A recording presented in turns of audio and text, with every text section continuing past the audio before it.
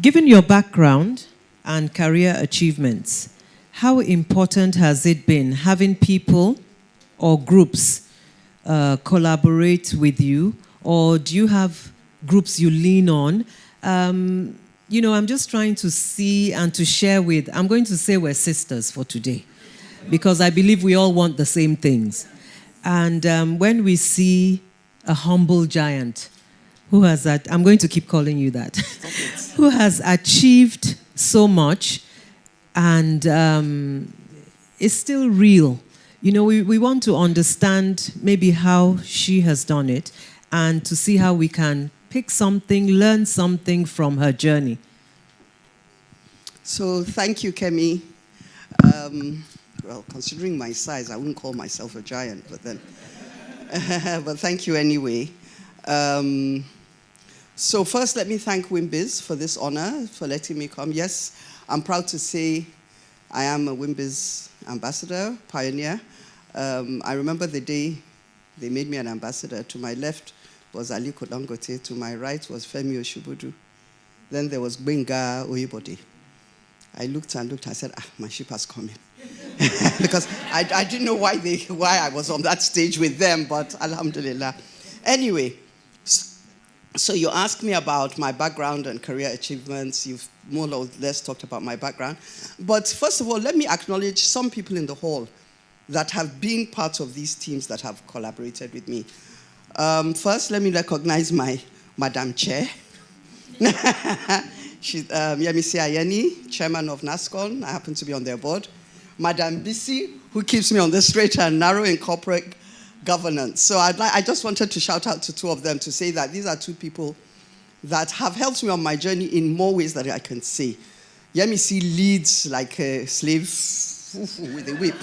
And I should say she calls me Senior Fatima, by the way, because I think I'd left Queen's College by the time she got there, but anyway, she still calls me Senior Fatima, but she's my chair.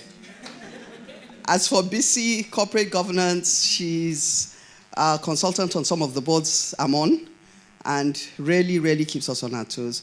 So yes, I think it's very, very important to collaborate with other people, and that has been my story. People have believed in me. So I'm going to make one more recognition by association. One of the first people who believed in me in my career was a gentleman called Kunle Elebute. So, Dupe, you can have that one. So if I'll tell you about my career and why I say this happened. So I started off as an architect and then a construction manager. I have one of my classmates from UCL in the room. Aida, can you stand up? She's from Tanzania. So she was my classmate, 40 years ago at University College London, and we're still best of friends. So I started off as an architect and construction manager, and people believed in me. There's nothing I did on my own. So it's extremely important, and I'd like to say that. I don't want to mention any more names, but I'll mention one more, which was Femi Majakudumi, who was my first boss as an architect. And he put me on the path of construction management, and I never looked back. I've had sisters and friends who have been there for me in more ways than one, but even financially, I've had sisters and friends that have put their money in me and believed that they would get their returns. Another thing I would also like to talk about is networking in your industry. My networking also proved to be one of my greatest assets.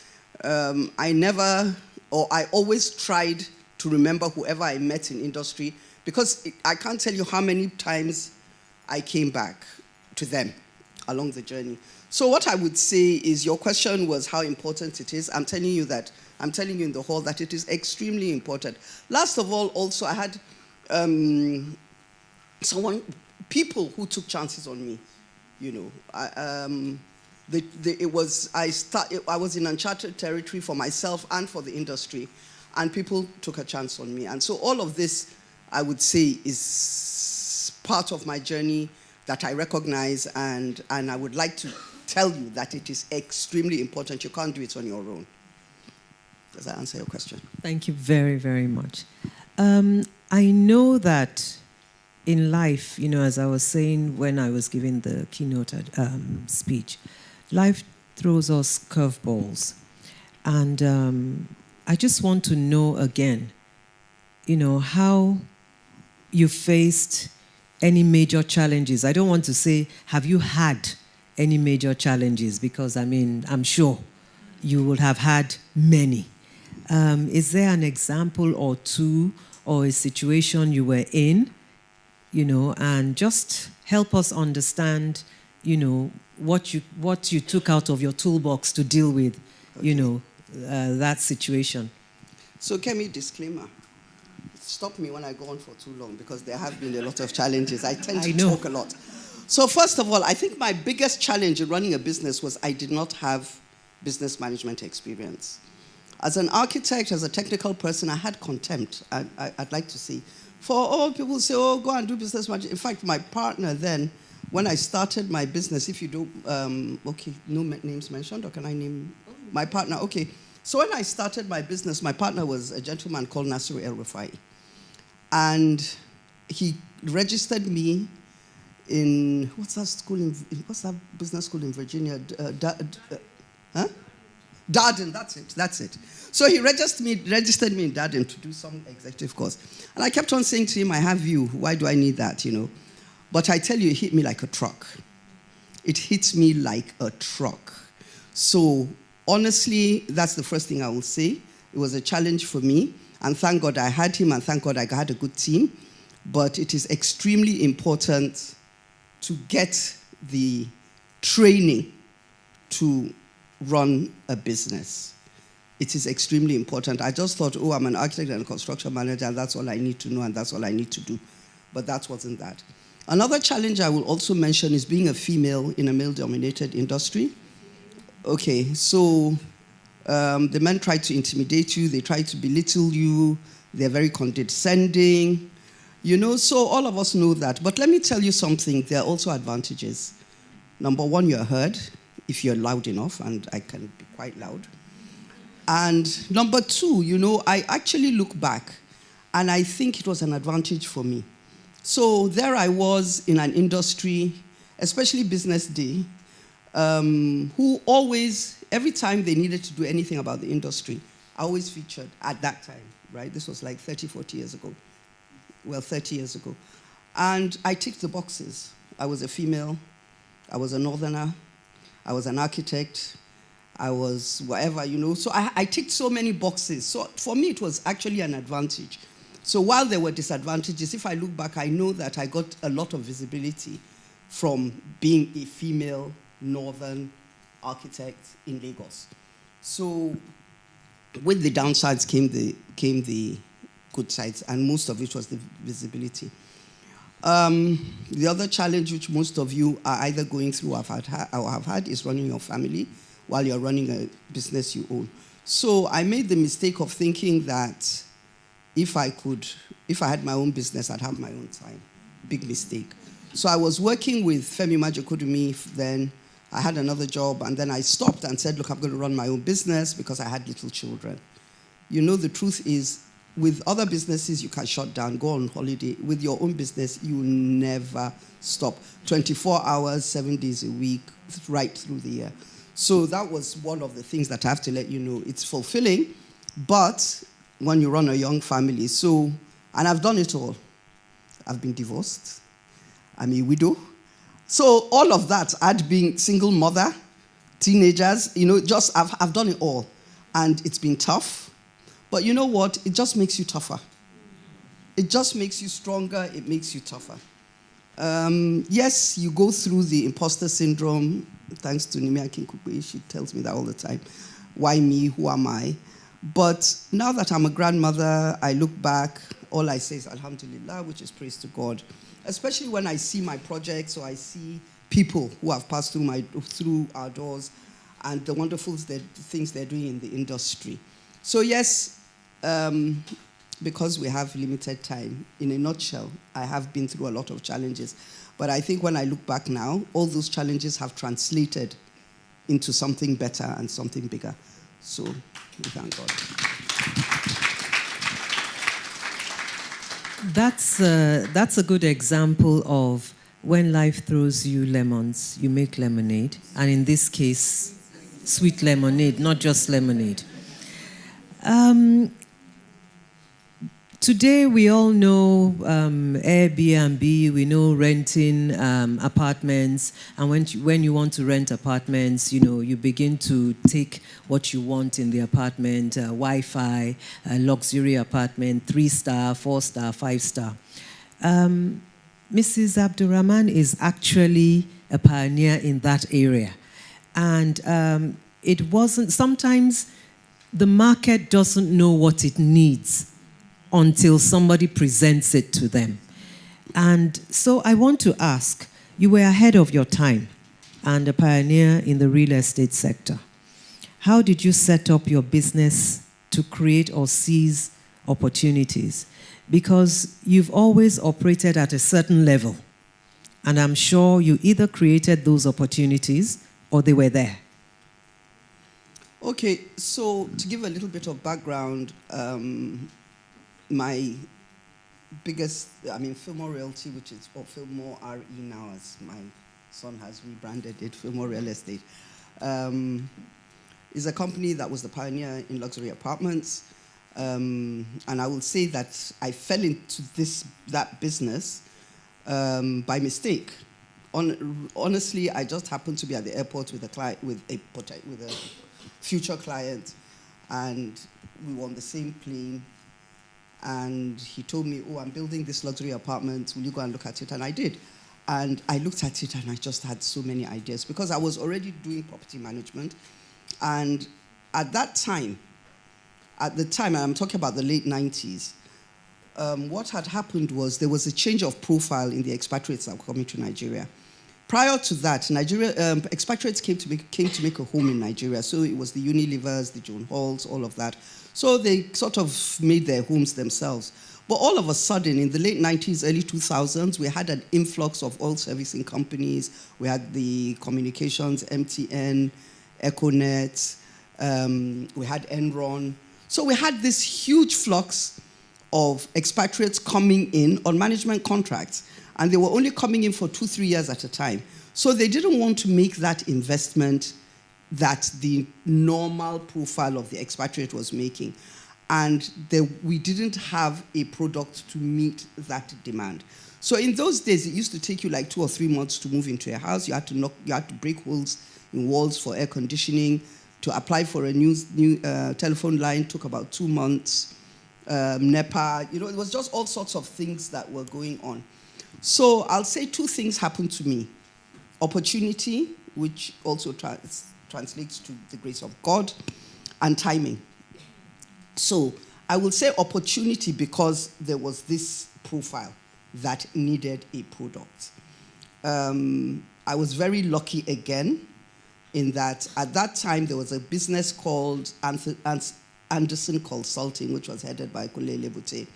And they were the main company that was bringing in all these expatriates and settling them down. So they partnered with me, which meant, number one, I didn't have to market that much, and number two, I had a ready stock, waiting for me. So again, that's the grace of God.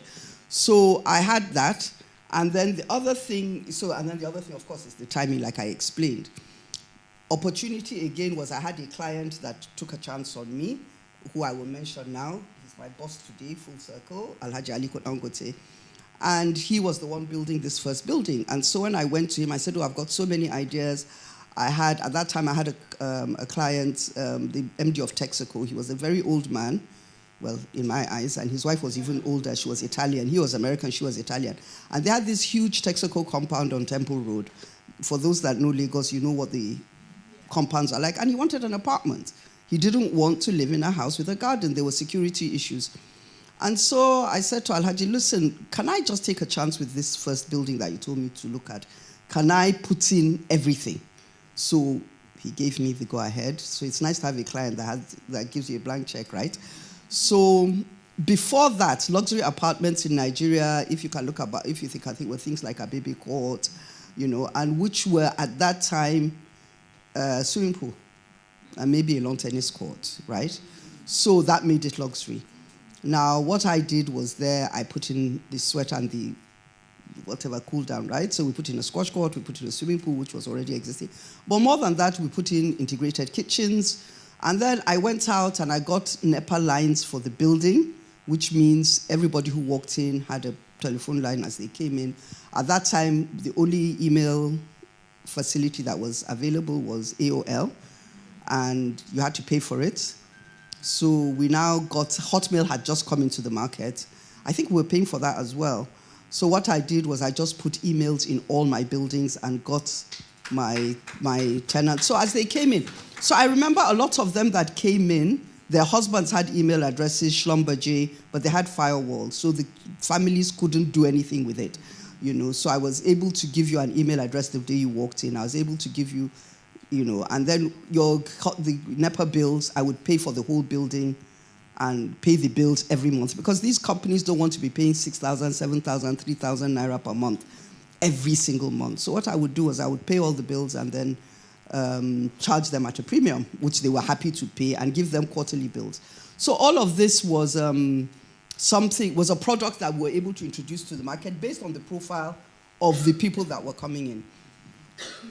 So what I would like to say with this is that, okay, I've said that I've had the opportunity, I've had the timing, but the important thing is at every point in time, if you look hard enough, there's always the opportunity and there's always the timing.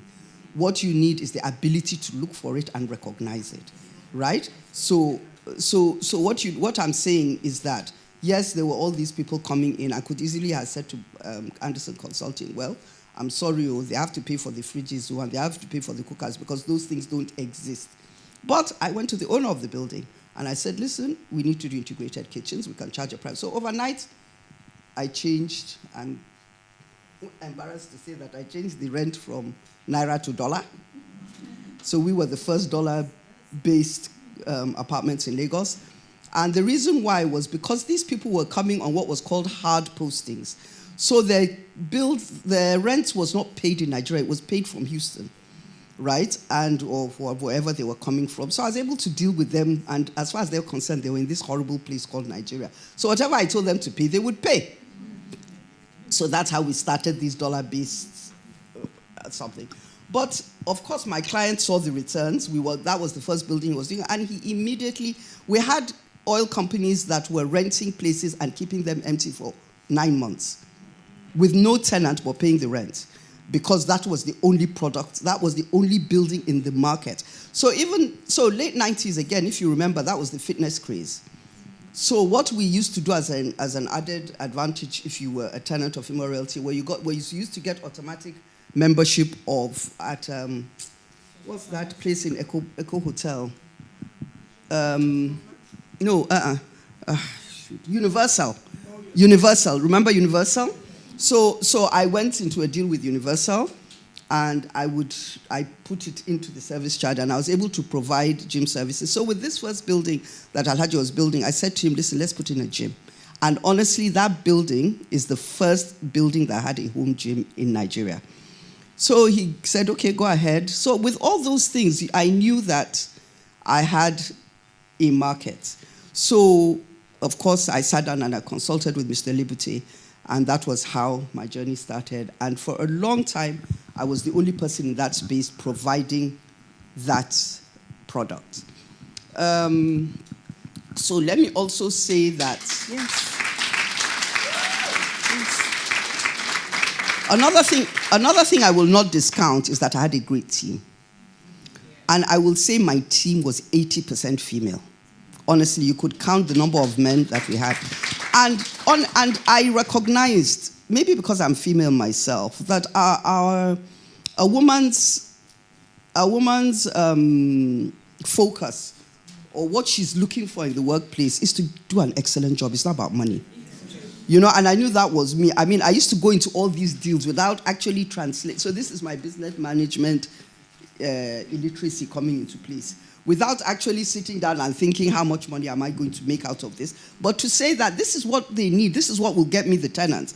And let me do it. How much is going to cost me? I'm going to look at that later. And there were times that, honestly, I didn't take a salary because I couldn't afford it, because I had spent so much money trying to please. But in the end, it paid out because it grew my business. And I'm telling you that when Alhaji saw the figures from his first building, he immediately commissioned me to build 3 more. So by the time I finished, I had almost 70 apartments between Ikoyi and VI. Fantastic. And those extra ones that I got, that I had, were actually now my babies as a construction manager. So it was really fulfilling because I was able to build them, and I was able to also, and if there's any architects in the house? Architects? Any architects in the house? Okay, so I'm very upset. So one of the things that an architect will tell you is one of the hardest things that you do is to build a home or an office and walk away from it. You know, so because you're there, you watch it grow, you watch it happen, and then one day you hand over the keys, and then you are just on the road and looking at it and wondering, oh, what did they do with this? What did they do with that? But I was fortunate enough to be able to now become a property manager, which I had to train for, to be able to continue nurturing my building. So that was also, so that gave me that opportunity. Let me just, sorry, so I warned you. So again, you shouldn't have sent me these questions ahead. You know, so she asked me if I had a single vision. Okay, Architects Online. So she asked me if I had a single vision. The truth is, vision in the parlance of business management, no. I didn't know. I remember then Moabudu coming in with her VLA and lecturing me on vision and mission, and I remember it so well. I didn't. But what I will say is I did have a constantly moving vision. So wherever I was, I saw some other gap, and I would follow it. You know, another thing that helped me was I was the only person in my space. So I've said all of that. So we're here, what I'll say again, innovation is key, recognizing problems and finding solutions. And also the important thing, if you're running a business that is a service industry, is your focus can't be the product you're giving, it's how your client feels. You have to just keep that in focus. Empathy of how your client feels. And again, sorry, Kemi, sorry. Right? I'm sure you're enjoying it, right? So, and I'll just give one example of what I mean by that. So, a client that lives in a luxury apartment doesn't want to know what's happening in the water treatment plant. All they want is water coming out of their tap. Yes. You don't want to send messages, sorry, there'll be no water tomorrow because which is what some do, or the generator has broken down. They don't want to know that. So it's up to you to make sure there's water coming out of the tap. Whether you're going to buy the water or whether you're going to dig your own well, whatever you're going to do, just make sure the water treatment plant has broken down, find an alternative source of water. Now, there are some of us here that will say, oh, it's broken down, I'll get the right thing. You know, the air conditioner is not working in the sitting room. The ambassador has a dinner party. Go in there and pluck out an air conditioner from his bedroom and put it in the sitting room. Don't waste time looking for the air conditioner repairer. He doesn't want to know that. Just say to him, sir, if you don't mind, for tonight, or for the next 3 hours, I will take out the air conditioner from one room and put it in your sitting room. So your dinner party, and I will come back and I will take it back when you go to bed. So that's the kind of mindset you have to have. Whenever there's a problem, don't look at the problem. Look at what the client will experience from that problem and solve that, not the actual problem. You can actually solve the problem later, but always be in touch with your client's feelings. So there, sorry, Kemi. Thank you very, very much. What have we just heard? You're limitless. When your dream, you look at your dream and you do not cap your dream. You have a vision that can change any minute. You have embraced the infinite. I know we don't really have time. Do I have time for maybe one question? Maybe one question for her? Just one. The first lady to put her hand up.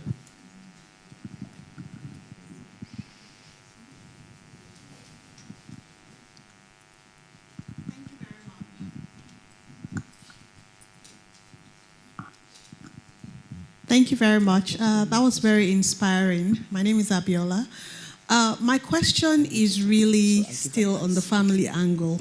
Yes. I know you did mention that it's challenging, but for some of us that are in business and at the same time, managing these little blessings running all over the place, how do we proceed without that feeling of guilt, of abandonment? Because I do experience that sometimes. I'm moving forward in my career as a director, but I'm asking myself, oh my gosh, are they lacking, in some of the areas that they should be thriving?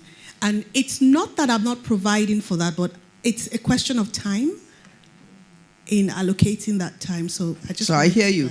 And I'll just go that onto just wrap that up with what I will leave you with. So first of all, the guilt is there forever. The guilt is there forever. You can't get rid of it. So let me just tell you, even if you sat at home, you'll be guilty. So discount that.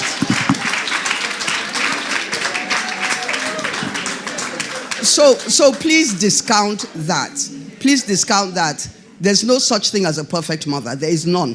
So that's what I'm going to say. But I would say to you that what I found that worked for me is, first of all, support systems.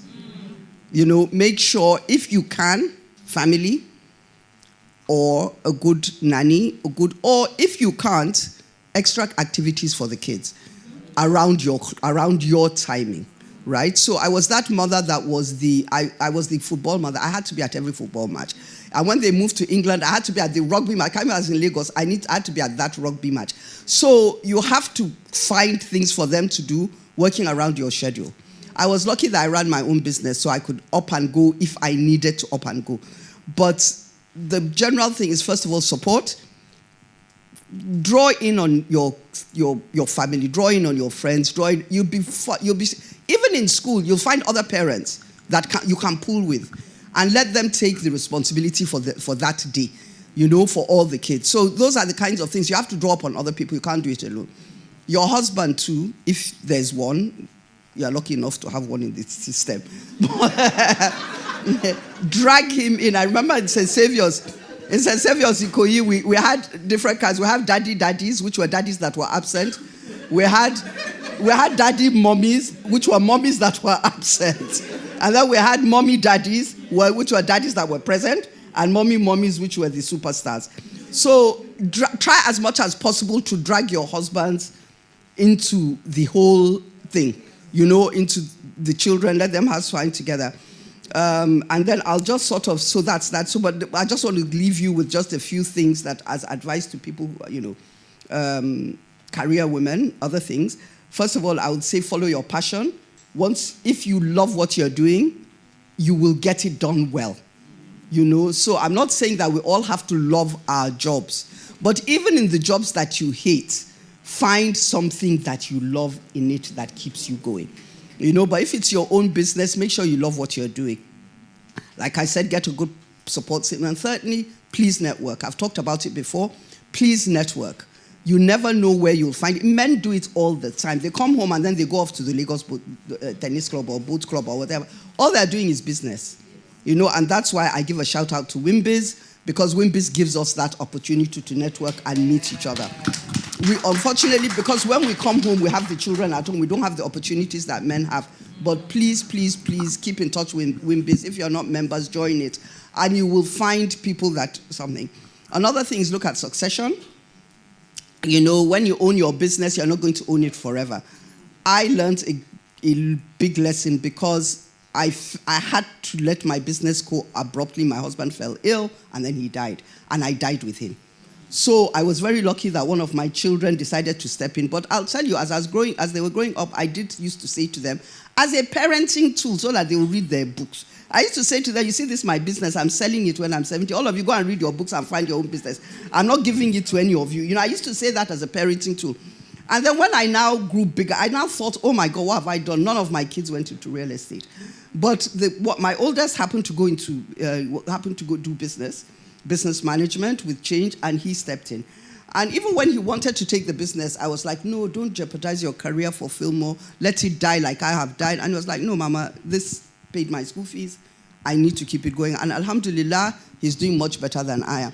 And I know, look, I had an hour. It's not my fault that we started late, even though it was partly my fault. But so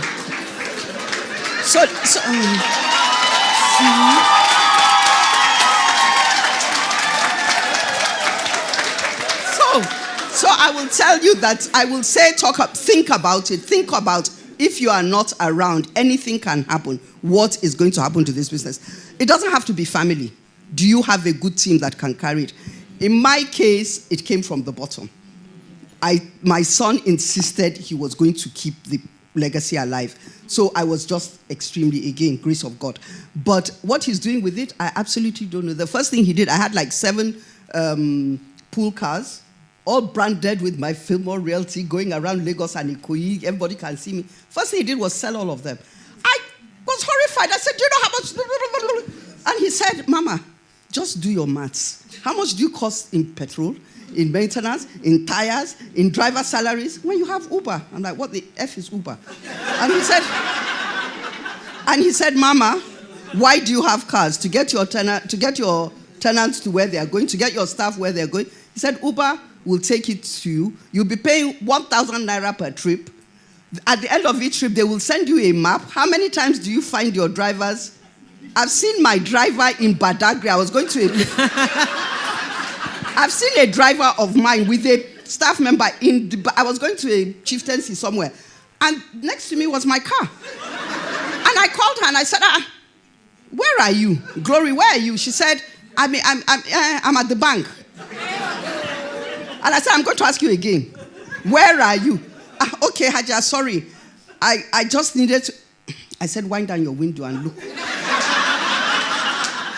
She now came to me at night with her aunt, who was a senior in Queen's College, held onto my finger. Hey, Jesus. I said, come. I said, come, let me ask you one question. Jesus, Abi. I said, okay.